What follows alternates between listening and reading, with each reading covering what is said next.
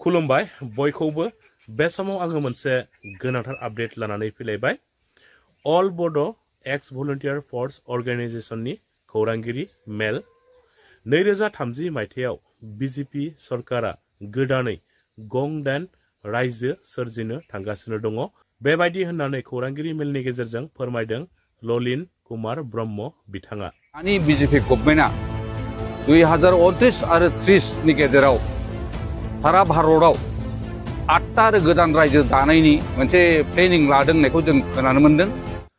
रायजोफोर नोंथांमोना भिडिअखौ जोबजासिम नायनानै ला अब्लाना गासैबो बाथ्राखौ नोंथांमोना आबुङैनो मोनथिनानै लानो हागोन। रायजोफोर बिनि सिगाङाव आङो मोनसे दुखुनांथाव खौरां नोंथांमोननो होग्रोनो सानदों। एनडिपिनि गायसनगिरि मानगोनां रन्जन दैमारि सारनि केसआ सुप्रिम कर्टआव रेजेक्ट जाबाय। थारैनो बे जोबोद दुखुनांथावना जों बर'फोरनि थाखाय। बिटिआर गोजोन गोबथा जानाया 4 बोसोरानो बारलांबाय। 4 बोसोर जासेयावबो 4 बोसोर थांसेयावबो दासिमबो एनडिपिनि गायसनगिरि मानगोनां रन्जन दैमारि सारजों लोगोसे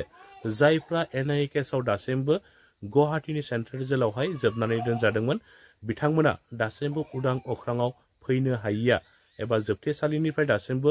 उदां जानो हायिया बे जोबोद दुखुनांथावना जादों जों बर'फोरनि थाखाय। बिनि आन्दोआव थारैनो सोरनि आखाइ दङ बिनि आन्दोआव मा सोमजिनानै दङ जोङो फैबाय थानाय समावसो जोङो मोनथिनानै मोनसिगोन। रायजोफोर दाना फैदो गुबै आपडेटआव ललिन कुमार ब्रह्म बिथाङा खौरांगिरि मेलनि गेजेरजों मा बाथ्रा फोरमायदों बिथाङा मा बिबुंथि होदों नोंथांमोना बिथांमोननि सुंद' बिबुंथि होनाय भिडिअ क्लिप्सखौ जोबजासिम नायनानै लाग्रो बिनि उनावसो नोंथांमोना गाव गावनि गोसोनि साननायखौ कमेन्टनि गेजेरजों फोरमायलायबानो जाबाय। नैबे गोदान बोसोर 2025 नि मायथाइ आरो दानि फैगोन जायफोर बिथांमोनहा माने जोंहा दिनै ख्रिस्टान ससाइटि बिथांमोनखौ हामबायहरनो लुबैदों आङो जाहाथे फैगौ ख्रिस्टमासाव बयबो आलो गोजोनै जाहाथे रंजालायनो हायो जालायनो हायो आरो गावजों गाव अनलायनाय जाहाथे खालामलायनो हायो बेखिनिखौ आङो ख्रिस्टान ससाइटि बिथांमोननिसिम आंनि खुलुमनाय आरो अननायखौ जासिहरनाय जाबाय। गिबियावनो जोंनि बड'लेण्डनि सिङाव थानाय रायजो राजा बिथांमोनखौ आरो जोंनि जेसेबांनाखि थाबोनाय बारग' मावसोम हान्जानि सोद्रोमा बिथांमोन नोंथांमोनखौ आङो दिनै आंनि गोसो सिंनिफ्राय सिबिनाय आरो बावनायखौ बावहरग्रोनाय जाहैबाय। जोङो थांनाय 2022 मायथाइनि 18 डिसेम्बराव बाक्सा डिस्ट्रिक्टनि सिङाव थानाय मुसलपुर टाउनाव जोङो बे सानखालिनो डिसेम्बरनि 18 खालार खालि जोङो बेखौ जोनोम होदोंमोन। जोङो जाहैबाय आगोलनि बड'फा उपेन्द्रनाथ ब्रह्मनि दैदेननायाव 1987 मायथाइयाव दैदेनजानाय बा जोंखौ मावसोम हान्जा होननानै दाबोनाय जादोंमोन। दिनैसिम जोङो 35 बोसोर बारग'लांबाय। बिनि उनावबो जों जे बड'लेण्ड जिबाय थाबोदोंमोन बर' हारिया बे जाफुंसारखौ नुनानै जोङो मुसलपुरावनो जोङो गोदानै अल बड' एक्स भलन्टियार फर्स अर्गेनाइजेसन मुं लानानै जों गोदानै बे आगोलनि मावसोम हान्जाखौनो जों बोखांफिननानै दाफिननाय जादों। दा बेवहाय जोंनि थांखिया जाफुङागौमानि थारमाने बड'लेण्ड रायजोआ जाफुङागौमानि जोङो मावलांबाय थागोन। जों दिनै बैसो बाबेनदोंब्लाबो जेरैबाबो जों नाजालांगोन। मानो होनोबा जोङो नुबोबाय बर' हारिनि गेजेराव जोंहा 3 सुक्ति जालांबाय बिएसि जाबाय बिटिसि जाबाय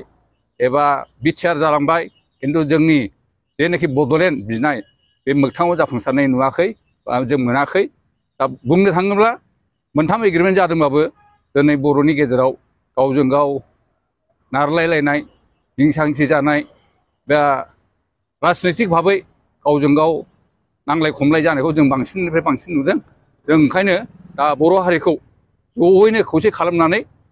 जोङो जाहाथे जुजिफिननो हायो जों बेखौ लुबैदों आरो। नंगौ जोङो दिल्लीयाव थाफैदों। नै जों दा दिल्लीयाव थानानैनो अफिसियेल खामानिखौ जोङो प्रसेस खालामगासिनो दङ। मानो होनोबा जोङो 14 थारिखनिफ्रायनो थाफैदों बेवहाय आरो जोंनि माखासे जोंहा लेङाइ आफादगिरि आरो नेहाथारि बिथांमोनहा 6 थारिखनिफ्राय बहाय थाफैदों डिसेम्बरनि दा जोङो दासिम अफिसियेलि कार्जकरिखौ मावगासिनो दं खिन्थु एपइन्टमेन्टनि थाखाय जोङो दिन थारिखखौ मोनथ'वाखै मानो होनबा दा पार्लामेन्ट सेसन जानायखाय गभर्नमेन्टआ जोंजों एसे एपइन्टमेन्टखौ होथ'वाखै आसा खालामो जोङो नैबे कয়েকदिननि गेजेरावनो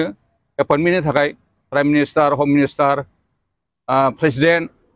आरो सर्बानन्द सन'वाल बिथांनोबो जोङो अफिसियेलि लेटारखौ होखाजोब्बाय दा बिथांमोना खुब सम्भब नैबे पार्लामेन्ट जोबनायनि उनावनो सेसन जोबनायनि उनावनो एपइन्टमेन्टखौ खुब सम्भब जोंनो होगोन आरो खुब आसा दङ जोंहा मिसना खुब मोजां जादों मानो होनबा जोङो सिङाव सुलाद लानानै मिथिनाय बादिब्ला माने दानि बिजेपि गभर्नमेन्टआ 2029 आरो 30 नि गेजेराव सारा भारतआव 8टा आरो गोदान रायजो दानायनि मोनसे प्लेनिं लादों होननायखौ जों खोनानो मोन्दों मिथिनो मोन्दों दा बेनिखायनो जोंबो नाजादों मानो होनोबा जों जुदि गावनि मोननांगौखौ गाबबाय खानो रोङाबा बा बिनो रोङाबा जोंनाबो थालांगोन नामा जों बेखौ सानदों मानो होनबा जोङो बड'लेण्ड रायजो बिनाया बुंनो थाङोब्ला 1967 निफ्राय लानानै जों दिनैसिम 58 बोसोराव आगान होबाय बुंनो थाङोब्ला जोंनि बड'लेण्ड बिनायानो भारतआव फुरानासिन खिन्थु जोंनि गदाय गदाय बिनाय दिनै तेलेंगाना छत्तीसगढ़ उत्तराखन्ड झारखन्ड जालांजोब्बाय नाथाय बड'लेण्डआ थालांगासिनो दं ओंखायनो जों सानदों जों जुदि बिनो रोङाबा बा गाबखांनो रोङाबा जोंनाबो थालांनो हागौ ओंखायनो जों जेरैबाबो नैबे 29 बा 30 नि गेजेराव गभर्नमेन्टआ जे मोनसे गोदान रायजो बानायनायनि मोनसे